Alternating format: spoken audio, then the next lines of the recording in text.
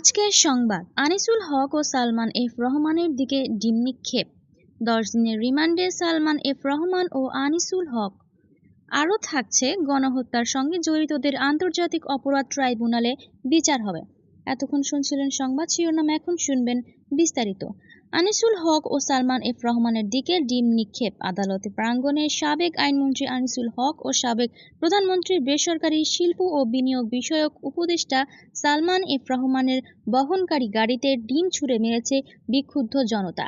বুধবার 5:30টার পর রাজধানীর মিন্টো রোডের ডিবি কার্যালয় থেকে তাদের সিএমএস আদালতে নেওয়ার পথে এ ঘটনা ঘটে। এদিকে বৈষম্য বিরোধী ছাত্র আন্দোলন চলাকালে রাজধানীর নিউ মার্কেট এলাকায় দোকান কর্মচারীকে হত্যার অভিযোগে করা মামলায় সাবেক প্রধানমন্ত্রীর বেসরকারি শিল্প ও বিনিয়োগ বিষয়ক উপদেষ্টা সালমান এফ রহমান এবং সাবেক আইনমন্ত্রী আনিসুল হকের 10 দিনের রিমান্ড চেয়ে মঞ্জুর করেছেন আদালত। বুধবার সন্ধ্যায় ঢাকার মেট্রোপলিটন ম্যাজিস্ট্রেট মামুনুর রশিদের আদালতে তাদের উপস্থিত রিমান্ড মঞ্জুর করা হয়। এর আগে রাজধানীর নিউ মার্কেট থানায় দায়ের করা একটি হত্যা মামলায় 2 জনকে 10 দিনের রিমান্ড চায় পুলিশ। এদিন আদালত প্রাঙ্গণে সালমান এফ রহমান ও আনিসুল হককে বহন করা প্রিজন ভ্যান পৌঁছালে সেখানে আইনজীবীরা ব্যাপক বিক্ষোভ শুরু করে। পুলিশের প্রিজন ভ্যানের সামনে চোরের ভুয়া ভুয়া স্লোগান দিতে দেখা যায় আইনজীবীদের। ডিম ছুঁড়ে মারা হয় তাদের বহনকারী গাড়িতে।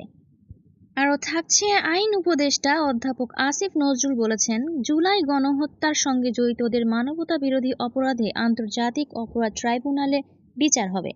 আইন উপদেষ্টা বলেন, গণহত্যা ও গুলিবর্ষণের বিচার হবে, মামলা হচ্ছে।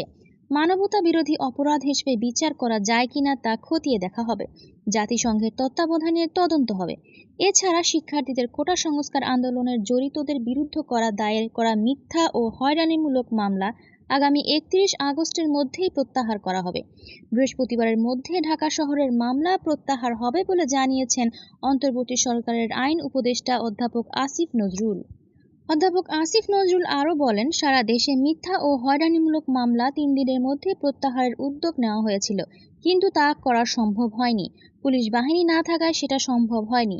এখন পুলিশ যোগ দিয়েছে। আশা করি 31 আগস্টের মধ্যেই সেই সব মামলা প্রত্যাহার করা হবে। বৃহস্পতিবারের মধ্যে ঢাকা শহরের মামলা প্রত্যাহার করা হবে।